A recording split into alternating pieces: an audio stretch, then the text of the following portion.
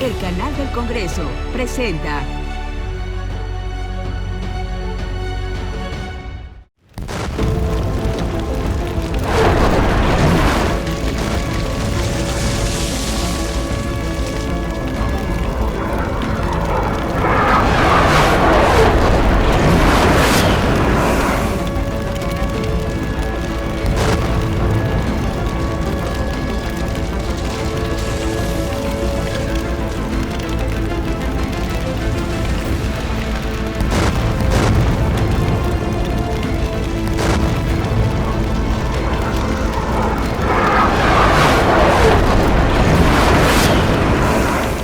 El mundo está nuevamente en guerra.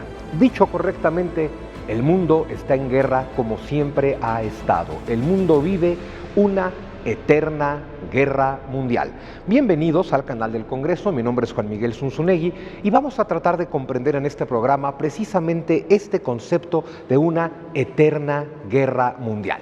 Vamos a empezar con la primera, ¿no? Esto a lo que llamamos Primera Guerra Mundial, porque a partir de ahí, la forma en que nos cuentan la historia nos puede confundir mucho. Nos hablan de una Primera Guerra Mundial y se firma la paz, una Segunda Guerra Mundial, una Guerra Fría, y eso nos hace pensar que hay periodos de paz y que hay periodos de guerra.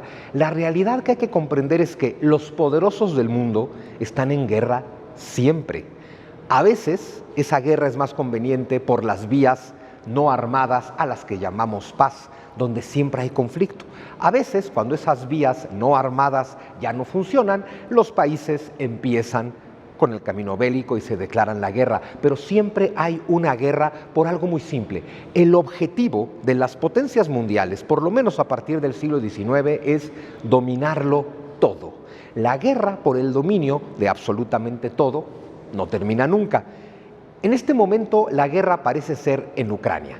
Como podemos ver en este mapa, en verde tenemos Ucrania, que hay que empezar por ubicarnos perfectamente ahí. Ucrania es este lugar al que le llamamos hoy Europa Oriental. ¿Qué más tenemos en Europa Oriental? Tenemos Ucrania, tenemos Bielorrusia, tenemos Polonia y tenemos las llamadas repúblicas bálticas, Estonia, Letonia, Lituania. Y aquí nos podríamos hacer una pregunta muy interesante que es: ¿dónde termina Europa Occidental? ¿Dónde empieza Europa Central? ¿Y dónde comienza y termina Europa Oriental? Europa misma es un concepto complicadísimo. Lo primero que nos queda claro es: no existe un continente europeo, ¿no? Si uno ve la gran masa euroasiática, euroasiática, pues tenemos un gran continente que empieza en China y termina en España y que en ningún momento puedes decir esto deja de ser Asia y comienza a ser Europa. Se han buscado accidentes geográficos como el Mar Caspio, como los Montes Urales, para establecer una frontera, pero hay que entender que la frontera de Europa es ante todo cultural. ¿Dónde termina Europa? Y esta pregunta es fundamental porque la actual guerra, esta que empezó en Ucrania, como la Guerra Fría, como la Segunda Guerra Mundial, como la Primera Guerra Mundial, como el conflicto en Medio Oriente, sea que hablemos de Israel y Gaza, o sea que hablemos una vez más del nuevo elemento Siria, todo tiene que ver con el dominio de Europa Oriental. Europa Oriental es quizás el lugar más importante de todo nuestro planeta que los poderosos siempre han aspirado a dominar. En este mapa nos queda perfectamente claro, ¿no? La gran masa euroasiática, donde nunca termina un continente y nunca comienza otro.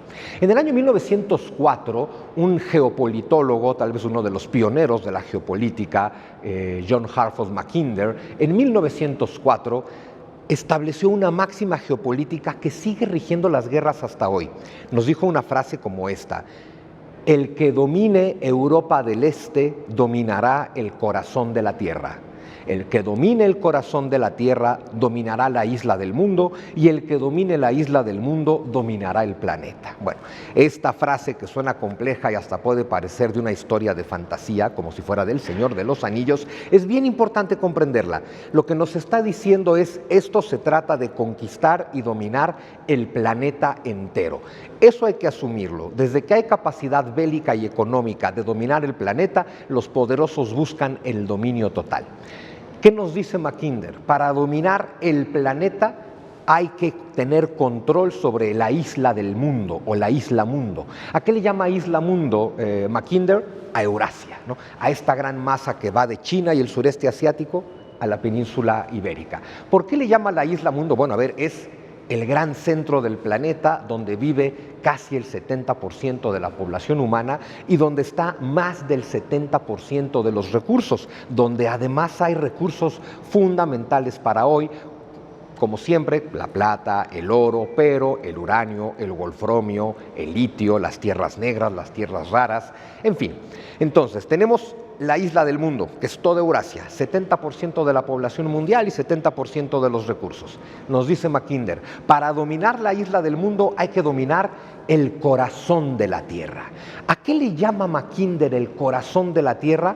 Al centro de Eurasia. No, lo que hoy es Kazajstán, Uzbekistán, Turkmenistán, todo el centro de Rusia, eso es a lo que le llama el corazón de la Tierra. Ese corazón de la Tierra tiene una particularidad, tiene los recursos más importantes que toda civilización y toda potencia de hoy necesitan.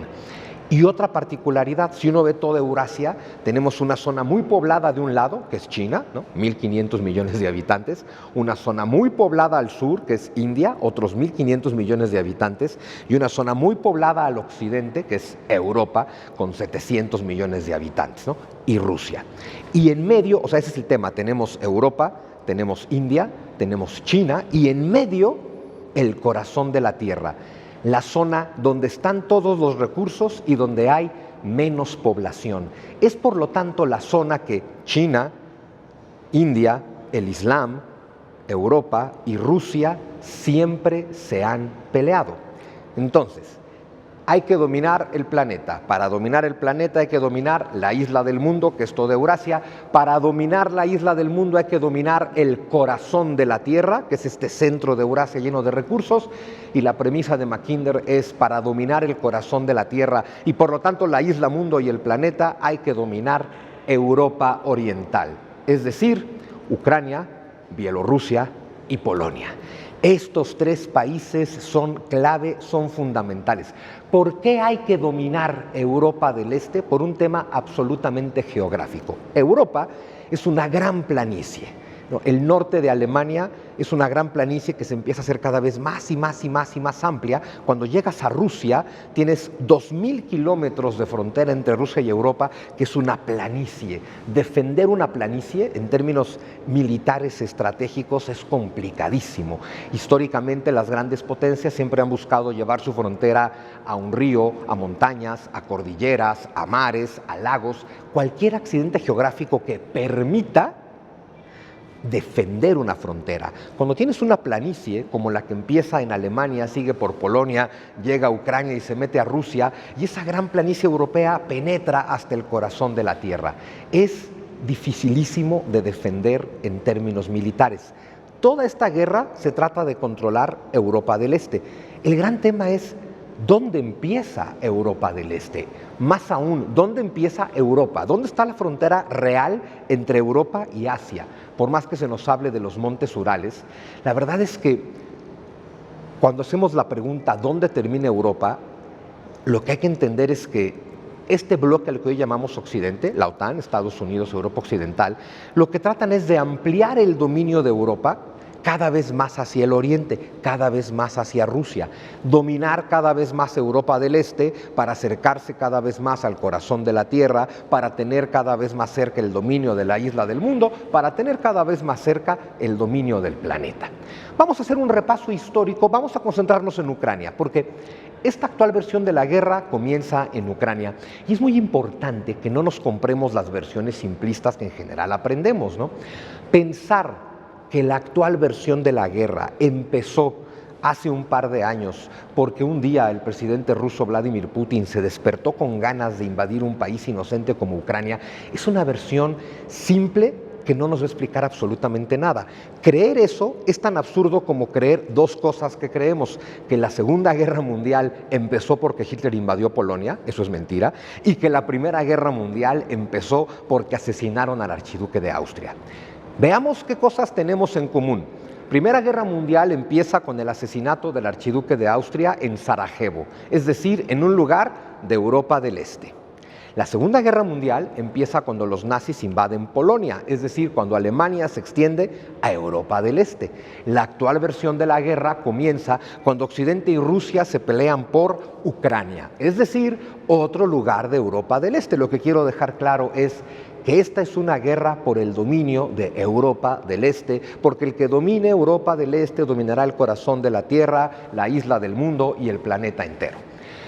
Bueno, aclarado eso, vamos a hacer un pequeño recorrido histórico. Esto que vemos en este mapa es la Rus de Kiev, ¿no? Que ahora que empezó el conflicto de Ucrania se empezó a hacer famoso este concepto. La Rus de Kiev es un reino medieval, estamos hablando de un reino formado por vikingos, por un vikingo conocido como Rurik el Grande, en el siglo IX, en los años 800, que es cuando vikingos, encabezados por este hombre Rurik el Grande, que tal vez existió, tal vez no, eso pasa con muchos personajes históricos, funda este primer gran estado cuya capital es Kiev.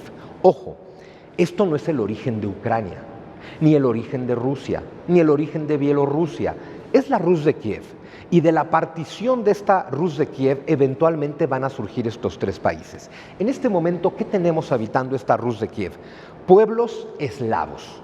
¿Quiénes son los pueblos eslavos? Pueblos que migraron de Europa del Este al espacio germánico romano en los siglos IV y V y VI de la era cristiana. Estos pueblos eslavos son el origen de los rusos, los bielorrusos, los ucranianos, los polacos, los checos, los eslovenos, los eslovacos, los moravos, los serbios y los croatas. Todos estos grupos son pueblos eslavos. Con el paso del tiempo, los pueblos eslavos se fueron diversificando y creando todos los países que acabamos de mencionar. Si nos concentramos en esta Rus de Kiev, este será el origen de Ucrania, Rusia y Bielorrusia. Esta Rus de Kiev evidentemente incluye la ciudad de Kiev, primer gran capital de los eslavos, la ciudad de Novgorod, que será la primer gran ciudad rusa. No incluye, no abarca la ciudad de Moscú, eventualmente ya veremos cómo aparece Moscú en este asunto. Y entendamos entonces, siglo VIII, todos son eslavos. ¿Qué lengua hablan? Ninguna que se hable hoy en día. Los lingüistas, historiadores le llaman eslavo oriental, antiguo eslavo oriental. Solo para entender que para esta época todos los que habitan este pedazo de tierra son el mismo pueblo, eslavos, la misma etnia, eslavos, y hablan la misma lengua, una lengua eslava. De ahí poco a poco irá surgiendo el concepto de Rusia y de Ucrania. Este mapa es particularmente interesante porque nos da otro dato que siempre vale la pena saber. El origen de Rusia tiene que ver con que los vikingos del mar Báltico hacían comercio con los árabes del Medio Oriente y resulta, eso suena rarísimo, ¿no? Vikingos comerciando con árabes. Los vikingos entraban por los ríos del mar Báltico y los navegaban hasta llegar al Mar Negro. Estos vikingos van a ir controlando a estos pueblos eslavos y esta mezcla de vikingos con eslavos va a ser, insisto, el origen de esta Rus de Kiev. Todavía no hay ni rusos, ni ucranianos, ni polacos, ni bielorrusos, simplemente hay eslavos que hablan la misma lengua y que todavía ni siquiera tienen el problema de la religión, porque para esta época son pueblos paganos. Va a ser alrededor del año 990 cuando un príncipe de Moscovia, Vladimir, se convierte al cristianismo griego oriental y a partir de ese momento, año 990, los pueblos eslavos de Europa Oriental serán cristianos. Seguimos con el devenir del tiempo y nos echamos un brinco al siglo XIII, los años 1200, cuando viene el gran imperio mongol. Primero con el famosísimo Gengis Khan, que va a conquistar toda la parte de Mongolia hasta llegar al mar Caspio, y luego su nieto Kublai Khan, que muere por ahí de 1294, a la muerte de Kublai Khan.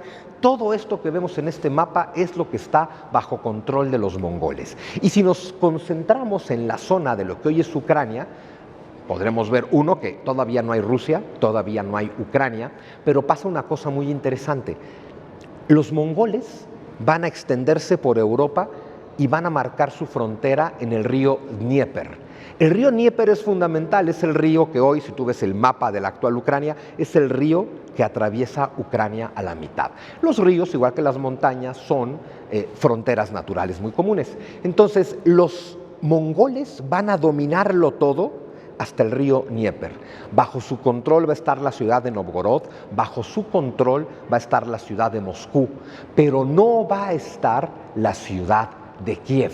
Esto es muy importante, ¿por qué? Antes de que lleguen los mongoles, todo es la Rus de Kiev, todo es el mismo pueblo, todo es la misma lengua. Llegan los mongoles, la Rus de Kiev deja de existir, se fragmenta, y parte de lo que fue la Rus de Kiev, habitada por estos pueblos eslavos, quedará bajo control de los mongoles. Pero la parte occidental de lo que fue la Rus de Kiev, al otro lado, al occidente del río Dnieper, no estará bajo control de los mongoles. Esto es importantísimo, porque los mongoles dominaron esta zona entre 350 y 400 años. ¿Cómo se distinguen las lenguas o cómo van transformándose las lenguas? De una forma muy simple. Cuando un grupo, cuando un colectivo humano, vivimos todos juntos, hablamos la misma lengua. Si de pronto un grupo humano de 100 personas, 20 de ellos se van a vivir al otro lado del río y dejan de tener contacto con nosotros y tienen contacto con otros pueblos, bueno, la lengua, que originalmente teníamos igual, pues se va a ir transformando y poco a poco ese grupo habla un idioma diferente. Bueno, todo esto para decir, cuando llegan los mongoles, todos ahí hablan la misma lengua, que todavía no podemos llamar ni ruso, ni bielorruso, ni ucraniano, todavía le llamamos lengua eslava. Pero durante 300 años, parte de estos eslavos al oriente del río Dnieper van a estar bajo dominio mongol. Su lengua se va a seguir desarrollando de una forma hasta convertirse en eso a lo que hoy llamamos ruso. Del otro lado del río Dnieper, esta gente que ya no tiene contacto con los del otro lado que están dominados por los mongoles, los eslavos al occidente del río Dnieper tendrán más contacto con los polacos que están creando su propio reino. Y de relacionarse más con los polacos, su lengua, que de origen era igual, se empieza a transformar hasta que poco a poco se empieza a convertir en eso que hoy llamamos ucraniano. Es bien importante ubicar este dato. Hasta el siglo XV, hablamos de los años 1400, no era posible distinguir el ruso del ucraniano o del bielorruso como lenguas distintas. Incluso para el siglo XVIII era prácticamente imposible. Pero aquí, bajo el dominio mongol, se va a dar este fenómeno interesante. Moscú está bajo dominio mongol, Kiev está bajo dominio polaco. A partir de ahí, las lenguas se van a ir desarrollando de manera diferente. Y pasa una cosa muy curiosa. Los habitantes de Moscú, de Novgorod, vamos a decirles a partir de ahora rusos, siempre tuvieron muy claro el concepto de tendremos que sacar de aquí a los mongoles eventualmente, y una vez que saquemos a los mongoles tendremos que recuperar todo el territorio que era la Rus de Kiev. Eso fue básicamente imposible. En este mapa podemos ver con mucha claridad el último espacio de tierra de Europa Oriental que fue dominado por un grupo de mongoles, conocidos como la Horda Dorada. Y aquí vemos perfectamente claro cómo esta Horda Dorada, mongoles, dominan la parte que hoy tiene invadida Rusia, en Ucrania. Dominan hasta el margen oriental del río Dnieper. Ahí se va desarrollando esta lengua que hoy llamamos ruso. Del otro lado, los pobladores tienen más contacto con Polonia, con Lituania y con Europa, y se va a ir desarrollando la lengua ucraniana, ¿sí?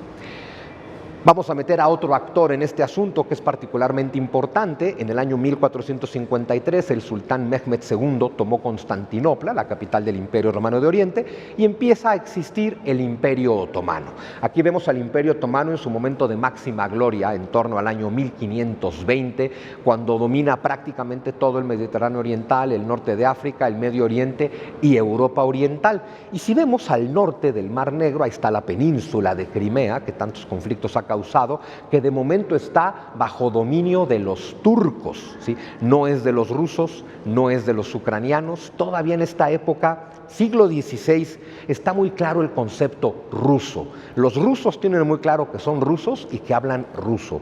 No existe todavía un pueblo que se defina como ucraniano, que hable una lengua que definan como ucraniano, que se parece tanto al ruso, que claro, lo que pasa con muchas familias que viven en esa zona es que hablan las dos lenguas sin que tengan claro cuándo están cambiando de una a otra. También es bien importante entender que muchos pueblos son creados de manera un poco ficticia, un poco artificial por los políticos, por los poderosos, por los líderes, para aumentar los conflictos. Bueno, este es un mapa del siglo XVI. En este mapa del siglo XVI, la pregunta sería: ubique usted Ucrania en el mapa. Como podemos ver, todavía no existe Ucrania. Tenemos el Principado de Moscovia, al que ya le vamos a decir Rusia, pues que abarca toda la parte oriental. Y luego tenemos el Gran Ducado Polaco-Lituano, también le llamaban la República de las Dos Naciones, la Mancomunidad Polaco-Lituana. Es un reino que incluye a Polonia y a Lituania y que controlan todo lo que hoy es el occidente de Ucrania, ¿sí? Estos pueblos eslavos dominados por polacos van a ir generando esta lengua a la que hoy le llamamos ucraniano. Por cierto, la palabra Ucrania tiene un origen etimológico muy interesante. Viene de la palabra rusa krain, que quiere decir límite. Es decir, Ucrania básicamente significaba el límite del Imperio Ruso. Ucrania significa la frontera del Imperio Ruso. Bueno, este es un mapa del año 1700. ¿Cómo se ve Europa en el año 1700? Y una vez más, ¿dónde está Ucrania? Aún no existe. Tenemos un imperio ruso, 1700, estamos hablando de tiempos del zar Pedro el Grande, que es el que le va a conquistar donde hoy está San Petersburgo, era territorio sueco, Pedro el Grande se lo conquistó a los suecos, y el imperio ruso está creciendo hacia Europa Oriental, pero la gran potencia de Europa Oriental, como se puede ver en este mapa, es el Reino Unido de Polonia y Lituania, que abarca desde el mar Báltico casi hasta el mar Negro y está de tapón entre Rusia y el imperio de los Habsburgo, el imperio austriaco. Crimea, ese lugar tan conflictivo hoy en día, que se disputan precisamente Rusia y Ucrania, le pertenece al Imperio Otomano.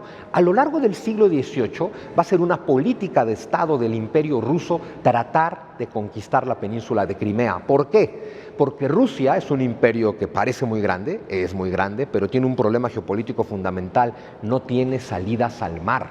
Al norte sale al Océano Ártico, que no le sirve. Muy hacia el oriente, pues sale al Océano Pacífico, que no le sirve, porque la dinámica rusa, sobre todo en esta época, es con Europa.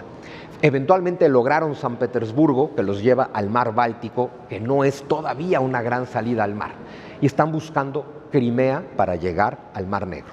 Para el año 1700, entonces, aún no hay Ucrania, hay un imperio ruso que está creciendo hacia Europa, que está creciendo hacia el sur y que eventualmente va a conquistar Crimea. Nos damos un brinco al año 1800, 100 años después. Vean qué interesante, en el mapa anterior había un enorme reino polaco-lituano, 100 años después ese reino ya no existe.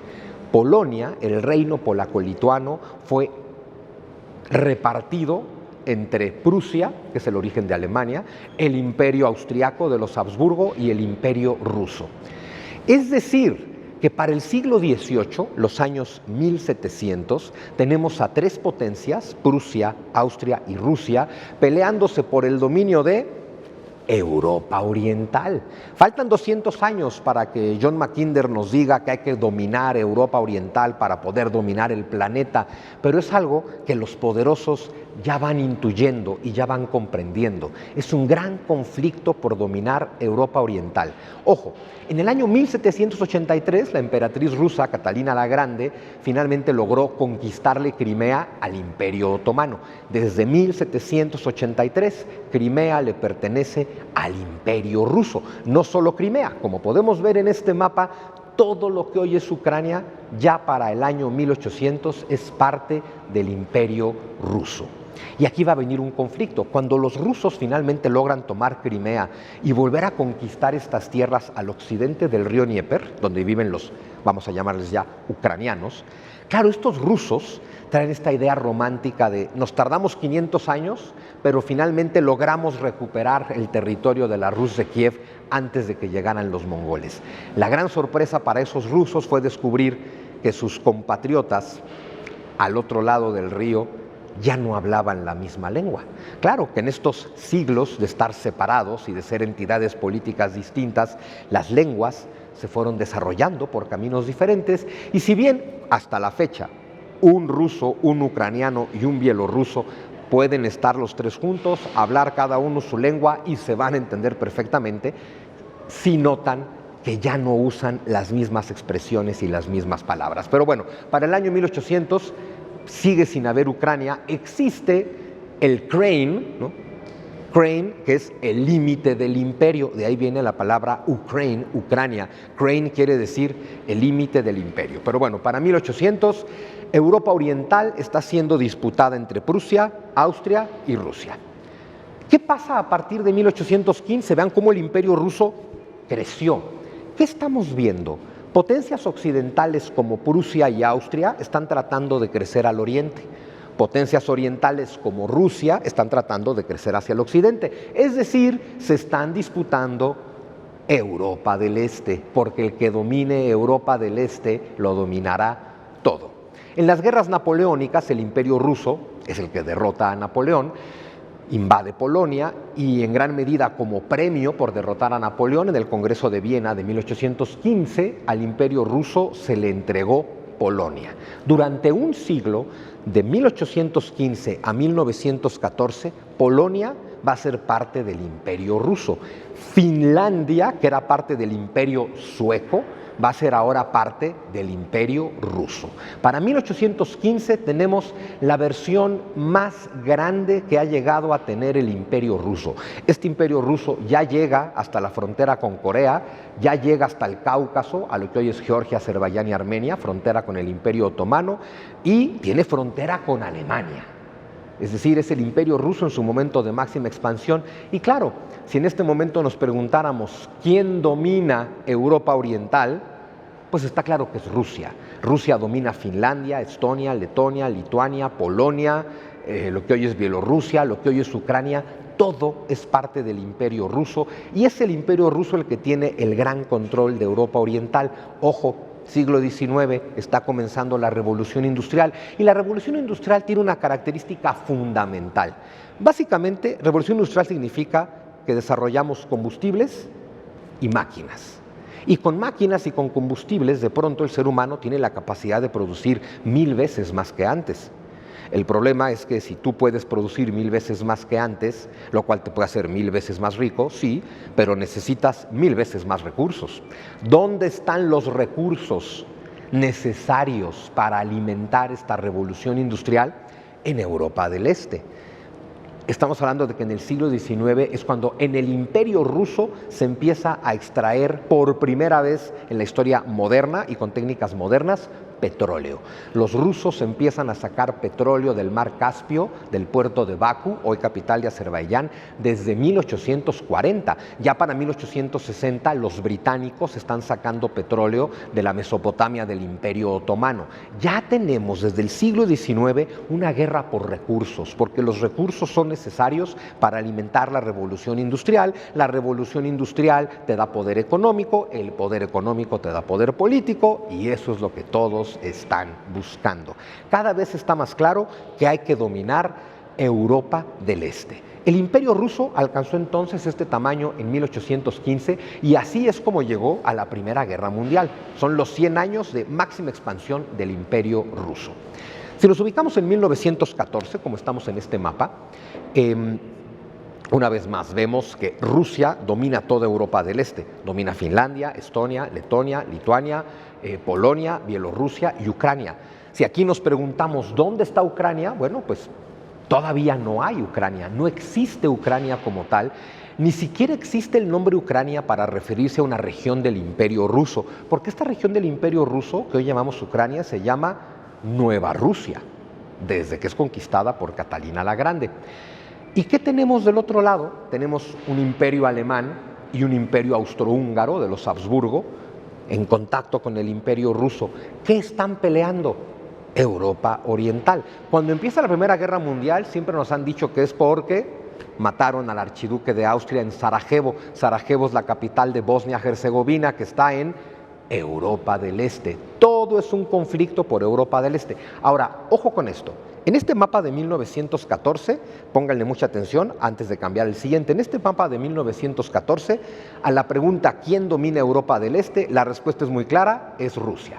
En cambio, 5 años después terminó la Primera Guerra Mundial, los poderosos que han ganado, Inglaterra, Francia, Estados Unidos, reparten el mapa y vean cómo está Europa Oriental. Nace como país independiente que nunca había existido, nace Finlandia, Estonia, Letonia, Lituania, vuelve a nacer Polonia, que llevaba 150 años sin existir, ya no existe el Imperio Alemán, ya no existe el Imperio Austrohúngaro, de las cenizas del Imperio Austrohúngaro ha nacido Yugoslavia, ha nacido Rumanía, Rusia, que además Rusia dejó de existir, el imperio ruso dejó de existir durante la Primera Guerra Mundial por la Revolución Soviética, la Revolución Bolchevique. Si hiciéramos la misma pregunta con este mapa, ¿quién domina Europa del Este? Es mucho más difícil de contestar. Ya no hay una Rusia que domine Europa del Este, eso está clarísimo. Ya no existe un poderoso imperio alemán que fue derrotado en la Primera Guerra Mundial. Ya no existe un imperio austrohúngaro que fue destruido en la Primera Guerra Mundial. ¿Quién domina Europa del Este? Que es el lugar que hay que dominar para dominar el corazón de la Tierra, para dominar la isla del mundo, para dominar el planeta. No podríamos pensar que la dominan Finlandia, Estonia, Letonia y Lituania, países que no existían, que no tenían economía propia, que no tenían moneda, que no tenían tradición política y que de un plumazo inglés todos estos países acaban de nacer. Ninguno de ellos tiene control sobre Europa del Este. Polonia, que lleva 150 años sin existir, sin gobierno propio, sin economía propia, sin moneda propia, resurge. No tiene el poder de dominar Europa del Este. Ya no hay una potencia como Alemania, ya no hay una potencia como el Imperio Austrohúngaro, ya no hay una potencia como el Imperio Ruso. ¿Quién domina Europa del Este? Y la respuesta no es evidente en este mapa porque es Inglaterra. ¿Por qué Inglaterra? Bueno, porque Inglaterra fue la que creó Finlandia, Estonia, Letonia, Lituania, Polonia, Rumanía. Todos estos países recién nacidos, sin economía propia, sin moneda propia, sin tradición política, todos existen gracias al patrocinio de Inglaterra. ¿Qué ha logrado Inglaterra con la Paz de Versalles, con este mapa de 1918? Controlar a los países débiles, frágiles y recién nacidos que ocupan Europa del Este. Aquí vemos cómo la Primera Guerra Mundial, bueno, las guerras napoleónicas eran lo mismo. ¿Qué está haciendo Napoleón? Irse hacia el este. La Primera Guerra Mundial, ¿de qué se trató? Y queda claro en este mapa, de dominar Europa del Este. Este es un mapa ya de la década de los 20, esta nueva Europa reconfigurada, donde hay Finlandia, Estonia, Letonia, Lituania, Polonia, donde ya no existe el Imperio Ruso y en su lugar tenemos la Unión Soviética, que nace formalmente en diciembre de 1920, y ahí vemos con línea punteada a Ucrania. Ucrania, que es una de las repúblicas soviéticas socialistas fundadoras de la Unión Soviética. Ojo, no existía una república de Ucrania. Aquí pasó una cosa muy curiosa. Los bolcheviques, el Partido Comunista Ruso liderado por Lenin, van a tomar control de todo el imperio ruso, van a inventar la República de Bielorrusia y la República de Ucrania y la República de Rusia y las van a unir en una unión de repúblicas socialistas soviéticas, que no es otra cosa más que la nueva versión del imperio ruso. Ahí podemos ver Crimea, ahí podemos ver todo lo que hoy es Ucrania, ya tiene ahora sí formalmente este nombre, República Soviética Socialista de Ucrania, y otra vez vemos el conflicto por dominar Europa del Este. Polonia, un país que desde entonces hasta hoy siempre ha recibido el apoyo primero de Inglaterra, después de Estados Unidos, para tener una potencia dominante pero cliente a la que puedas controlar en Europa del Este. Nos damos un brinquito a la Segunda Guerra Mundial. Todos tenemos muy claro, porque así hemos contestado en todos los exámenes de la secundaria y la preparatoria, la Segunda Guerra Mundial empieza porque Hitler invade Polonia, es decir, porque Alemania intenta moverse hacia Europa del Este. Antes de que empezara la guerra, Hitler firmó con Stalin el famoso pacto Ribbentrop-Molotov, que no era otra cosa más que el acuerdo a través del cual la Alemania nazi y la Unión Soviética se repartían Europa del Este. Claro, no puedes confiar ni en Hitler ni en Stalin, al final ninguno respetó el pacto. ¿Y qué pasa? Bueno, vemos en este mapa la gran expansión, todo lo que Alemania invade de la Unión Soviética. ¿Qué está buscando Alemania? Europa del Este. ¿Por dónde entran? Por Polonia, que es una gran planicie que te permite entrar a Rusia hacia el mar Báltico, y por Ucrania, que es una gran planicie que te permite entrar hasta el Cáucaso y llegar hasta el mar Caspio, donde está el petróleo ruso que los alemanes necesitan para ganar la guerra, y están acercándose por primera vez al corazón de la Tierra.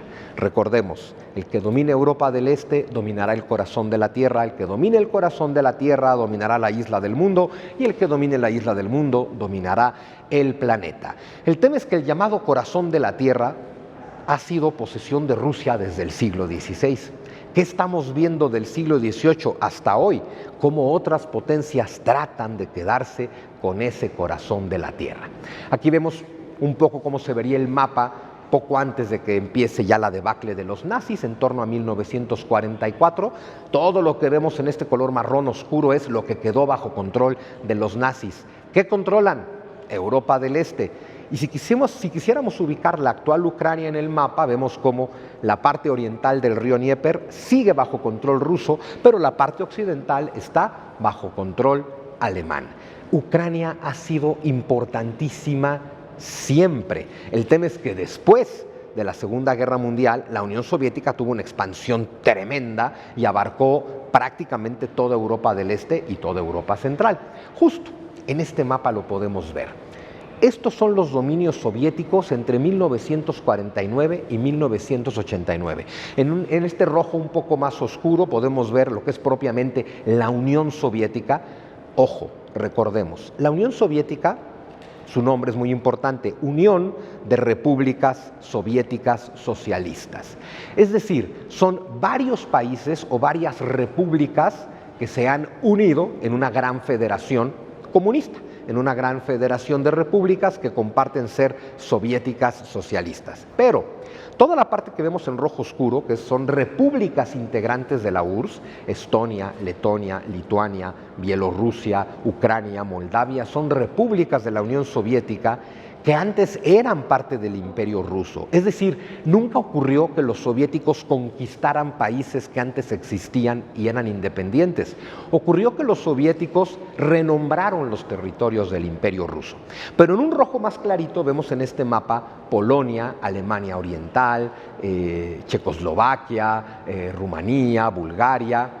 Es decir, los países que en su momento se llamaban el bloque comunista. El bloque comunista son países que eran teóricamente independientes, pero que en realidad eran absolutamente dominados por el Partido Comunista desde Moscú. Eran como el colchón que tiene Rusia con Occidente. Porque para este momento, si algo tiene claro Rusia, es que Occidente, esto a lo que hoy llamamos Occidente, tiene esta inquietud, esta necesidad y este proyecto, este objetivo que es penetrar cada vez más en Europa del Este. Por eso para Rusia es importantísimo no solo controlar Estonia, Letonia, Lituania, Bielorrusia y Ucrania como parte integral de la URSS, sino tener estos países satélite, estos países colchón que son parte de su bloque comunista. Ojo, la gran catástrofe, por ejemplo, en algún momento Vladimir Putin decía que la caída de la Unión Soviética fue la gran catástrofe geopolítica del siglo XX. Vamos a tratar de entender por qué. En 1989, todos lo sabemos, cayó el muro de Berlín. La caída del muro de Berlín fue el símbolo de la caída de todo el bloque comunista. Entre 1989 y 1990, Alemania, Polonia, empezando en Polonia, después Alemania Oriental, Checoslovaquia, Rumanía, Bulgaria, todos estos países comunistas se fueron liberando del comunismo y luego finalmente en 1991 se desintegró la propia Unión Soviética. Y vieron ese cambio, vean cómo en un año, solo en el 91, con la caída soviética, Rusia se retrae nuevamente hacia el oriente, pierde en un año siglos de conquista de los Romanov y después de los soviéticos. Han perdido Estonia, Letonia, Lituania y con ello su salida al mar Báltico, han perdido Bielorrusia y Ucrania, con ello su control de Europa Oriental, han perdido control de Polonia, que se convierte de inmediato en el principal aliado de las potencias de Europa Occidental, y ahí está por primera vez de manera independiente Ucrania. Ucrania proclama su independencia de la Unión Soviética en 1990 y esta independencia se hace efectiva en cuanto se desintegra la Unión Soviética en diciembre de 1991. Las 15 repúblicas que conformaban la Unión Soviética ahora van a ser países independientes. Esta parte es importante tenerla muy claro. La Unión Soviética para 1991, cuando se desintegra, estaba conformada por 15 países o 15 repúblicas.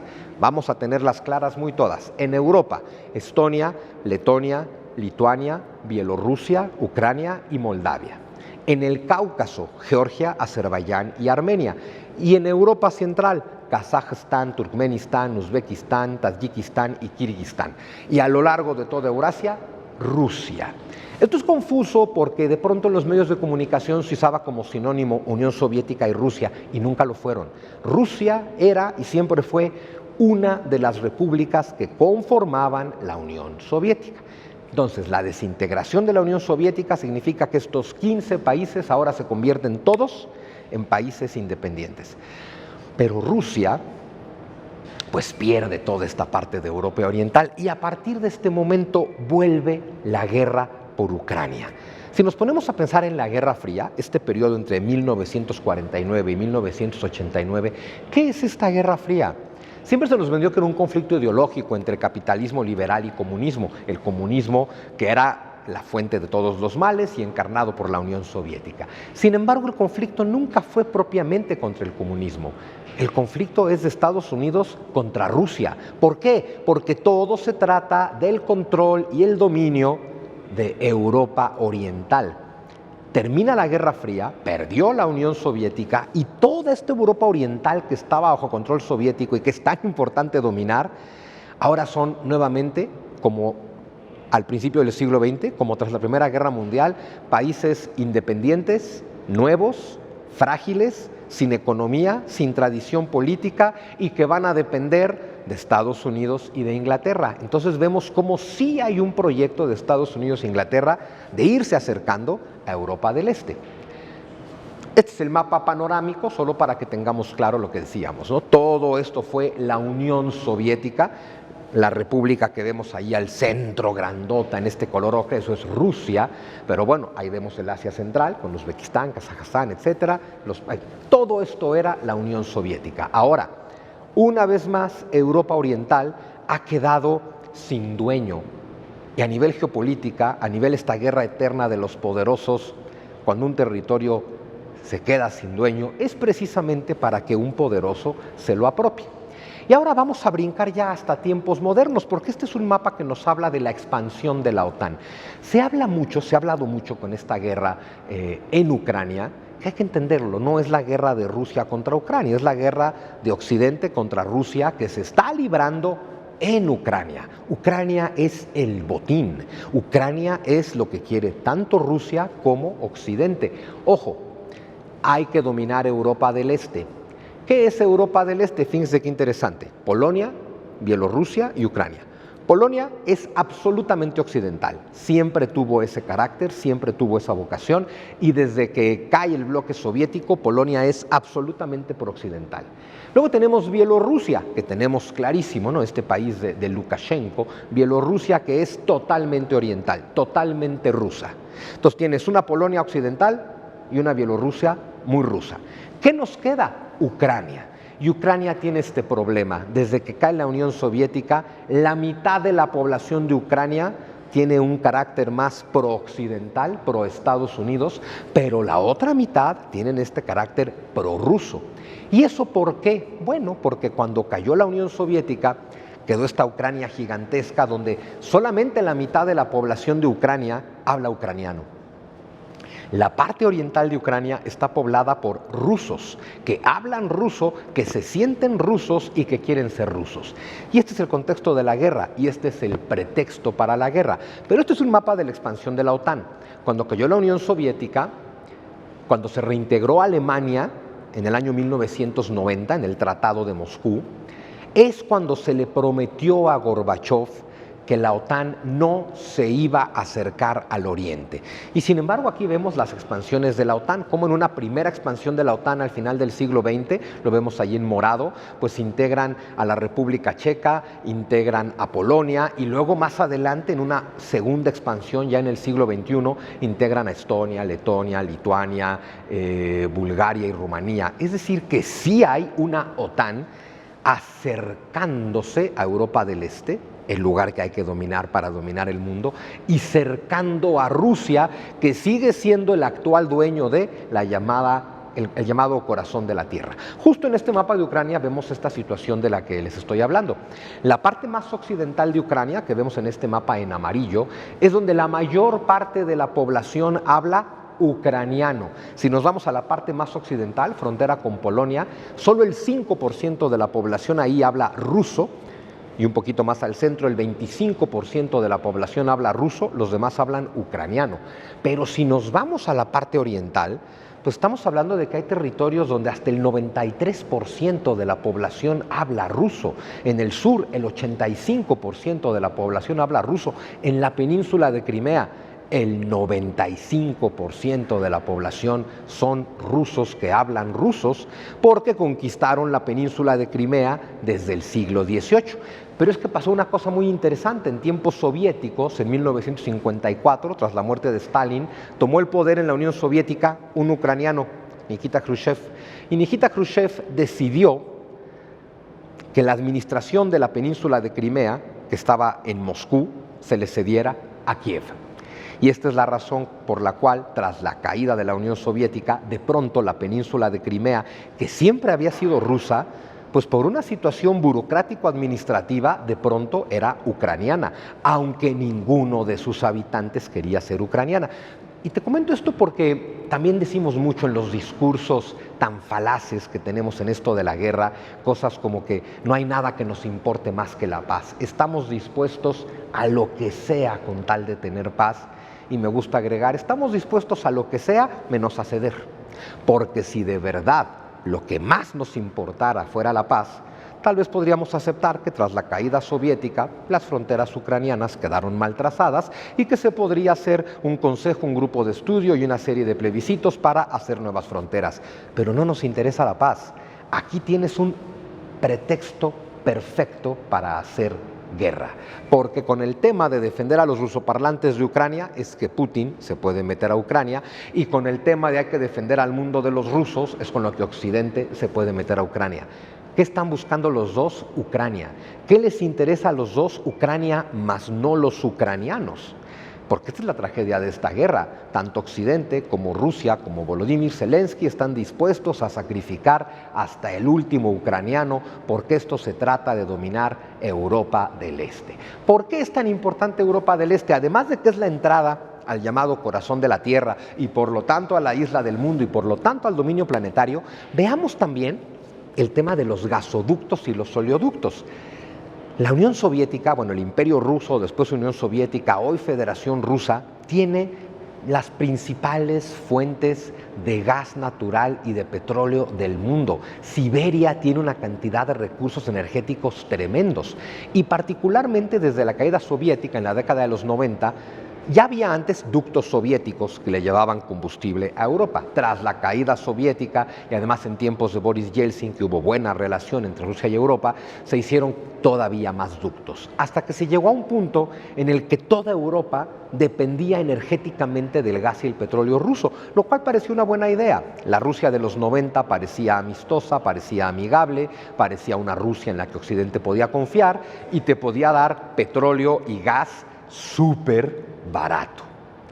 Y como podemos ver en este mapa, estos gasoductos vienen de Rusia y pasan, opción A, por Polonia, opción B, por Ucrania.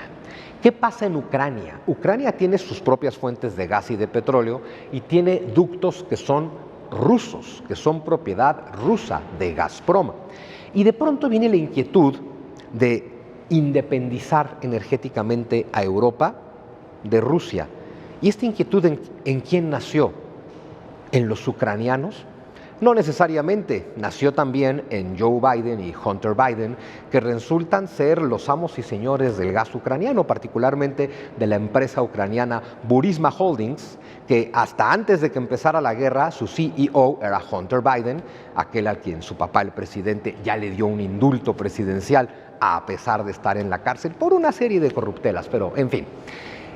Los Biden empiezan a dominar el petróleo y el gas de Ucrania y necesitan independizarse y separarse de Rusia. ¿Qué se ha logrado hoy con esta guerra en términos energéticos? Que con las sanciones a Rusia como pretexto, Europa hoy le compra gas al triple de precio a Estados Unidos. ¿Qué ganó Europa con esto? No sé. ¿Pero qué ganaron los europeos? Nada. Imagina que de un día para otro el precio del gas te cuesta el triple. El gas te cuesta el triple porque los poderosos se están poniendo de acuerdo y quieren separar energéticamente a Rusia de Europa para que Ucrania sea el nuevo proveedor y con ellos Joe y Hunter Biden se hagan un poquito más poderosos, un poquito más millonarios. Y sin embargo, ¿cuál es el problema? Que desde que cae la Unión Soviética, Ucrania, al principio le pasó lo mismo a Ucrania que a todas las repúblicas soviéticas. ¿Quién aspiraba a ser presidente? Pues alguien del Partido Comunista. Los primeros presidentes de estas repúblicas pues siempre fueron comunistas y muy prorrusos. Conforme pasa el tiempo, vamos a ver países como Estonia, Letonia, Lituania, que de inmediato se integran a la Unión Europea y buscan la OTAN y buscan alejarse de Rusia, pero vamos a ver en países como Georgia, Azerbaiyán, Armenia, Ucrania, Bielorrusia, Kazajstán, siempre esta postura que está hasta hoy de o somos prorrusos o somos prooccidentales. Ucrania en particular siempre estuvo partida a la mitad. Los primeros 20 años de la vida independiente de Ucrania siempre tuvieron gobiernos prorrusos. Y luego es bien interesante ver cómo ya en el siglo XXI va a haber en Ucrania dos golpes de Estado. En dos ocasiones en que un gobierno prorruso estuvo en el poder, hubo golpes de Estado financiados por Estados Unidos que derrocaron a los gobiernos prorrusos para poner gobiernos prooccidentales para seguir azuzando el conflicto. Es decir, es un conflicto mandado a hacer que en serio no tiene que ver con que un día Vladimir Putin se haya levantado de mal humor y haya decidido invadir Ucrania, por supuesto.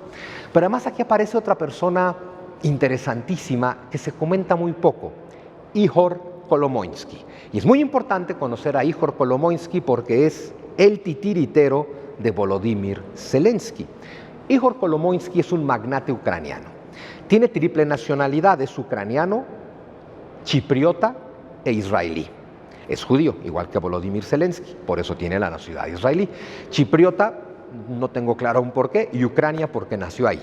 Pero en Chipre es donde lava su dinero, eso también está muy claro. ¿A qué se dedica Ihor Kolomoisky? Es magnate de los medios de comunicación, pero también se dedica a la venta de armas, tanto legales como ilegales, y al tráfico de drogas y personas. Todo esto que en un ambiente de guerra florece maravillosamente. Bueno, pues tenemos a Ihor Kolomoisky, que además está metido como accionista de Burisma Holdings. De hecho, hoy se rumora que es el CEO, sin que se pueda comprobar, porque es una empresa muy opaca que no da absolutamente ningún dato. Tienes a Ihor Kolomoisky, está metido en Burisma Holdings, está metido en el gas, está metido en el petróleo, está metido en armas, está metido en tráfico de personas, está metido en tráfico de drogas y es el dueño de un medio de comunicación. Y como dueño de un canal de televisión, un día Ihor Kolomoisky se le acerca a un actor y guionista de comedia llamado Volodymyr Zelensky y le dice: yo te voy a producir tu programa de comedia. Este programa de comedia se llamó Servant of the People, ¿no? El sirviente del pueblo. Es bien interesante porque básicamente Volodymyr Zelensky representaba a un maestro de secundaria harto de la corrupción ucraniana que siempre estaba dando terribles discursos en contra del gobierno en su salón de clases con alumnos de secundaria. Pero un día uno de sus alumnos lo graba con el teléfono, lo sube a redes y le hacen una campaña para ser presidente. Cuento corto, el maestro de secundaria se convierte en presidente por accidente. Pero hay escenas de Servant of the People donde tú ves una reunión de magnates en lo oscurito preguntándose a quién vamos a poner en el poder para poder manipularlo. Siguiente escena, le están entregando la presidencia al maestro de secundaria representado por Volodymyr Zelensky. Es decir, que en la serie nos contaron lo que pasó en la vida real, porque en la vida real lo que ocurrió es que llega este señor Kolomoisky con Volodymyr Zelensky, le patrocina su programa de televisión, tuvo 3 temporadas, Servant of the People. Fue muy exitosa porque a través de la comedia había mucha crítica política y social. Y ese señor Kolomoisky, al mismo tiempo que patrocina el programa Servant of the People, registró el partido político Servant of the People y puso como candidato a Volodymyr Zelensky. Por cierto, la primera acción de gobierno de Volodymyr Zelensky una vez que toma el poder es descongelar las cuentas bancarias de Ihor Kolomoisky que estaban congeladas por el gobierno anterior por temas de corrupción. Ahí hay unos temas terribles. Vemos en este mapa, ampliando el panorama del anterior, cómo el gran nudo de ductos de gas y de petróleo que abastecen Europa pasan por Ucrania. De ahí que sea tan importante controlar Ucrania. Y prácticamente para terminar, es bien importante entender que Ucrania es el escenario donde empezó la actual versión de la eterna guerra mundial. La eterna guerra mundial es por el dominio de todo. El dominio de todo implica dominar la isla del mundo, es decir, toda Eurasia, para lo cual hay que dominar el corazón de la tierra, para lo cual hay que dominar Europa Oriental, es decir, Ucrania. Pero tenemos los otros escenarios de esta guerra que no son distintos y que no son casualidad, son los mismos poderosos moviendo sus piezas del ajedrez, porque cuando toda la guerra estaba concentrada en Ucrania, de pronto, pareciera que de pronto, al grupo terrorista Hamás se le ocurre atacar desde la Franja de Gaza al Estado de Israel.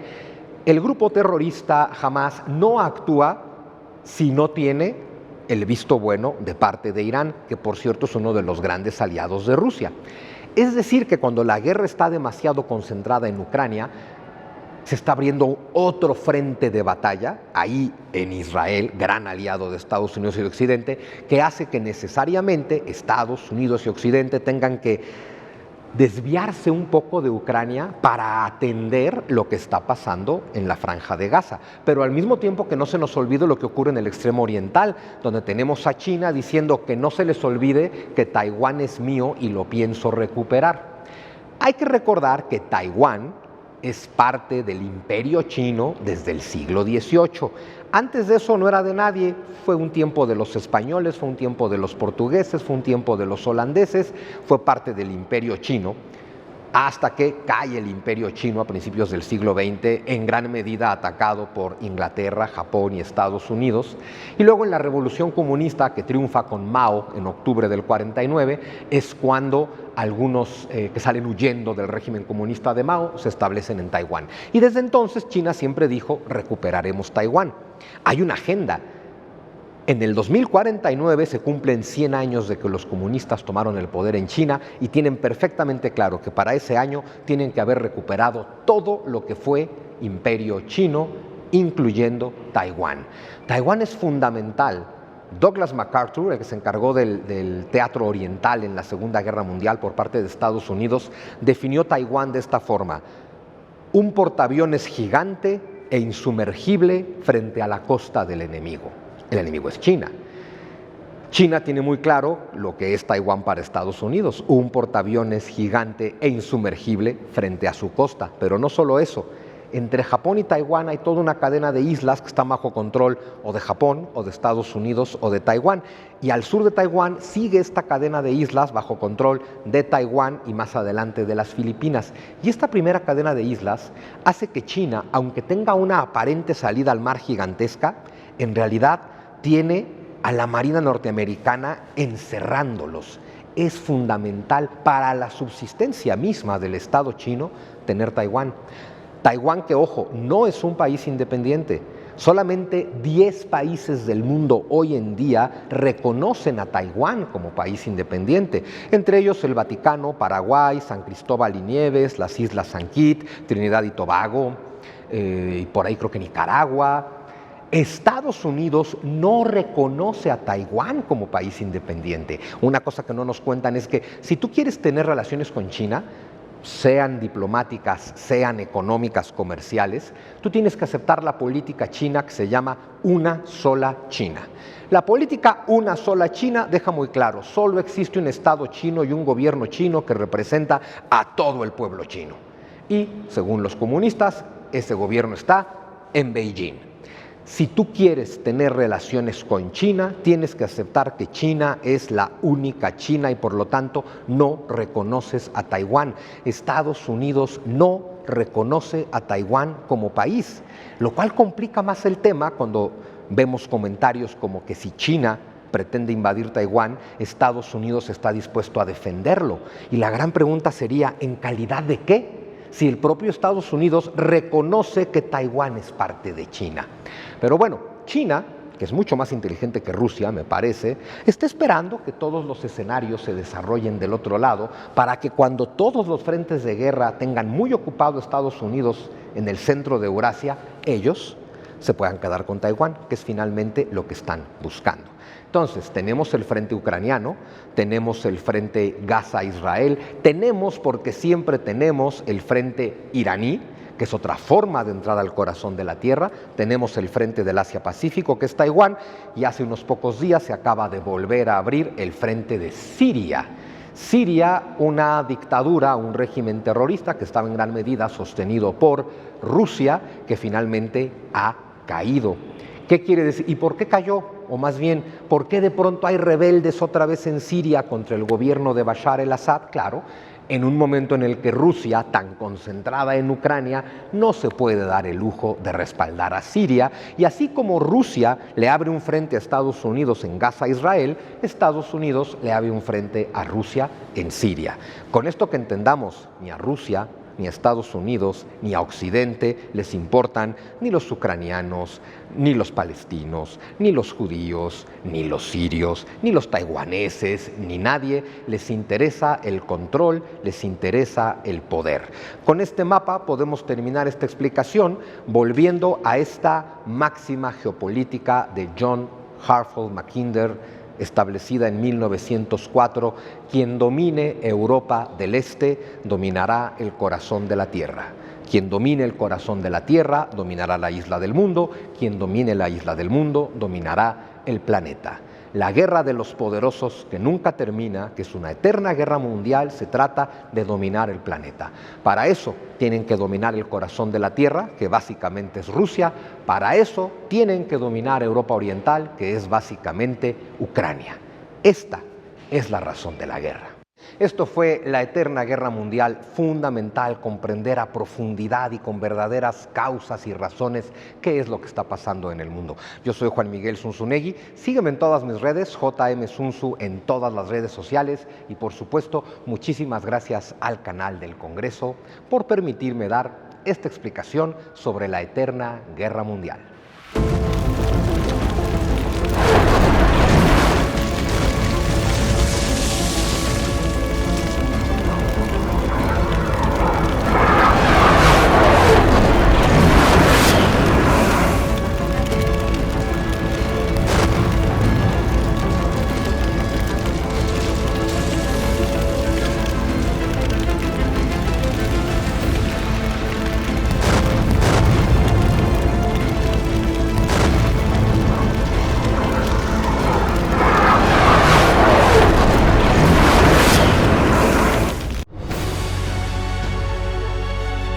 El canal del Congreso presentó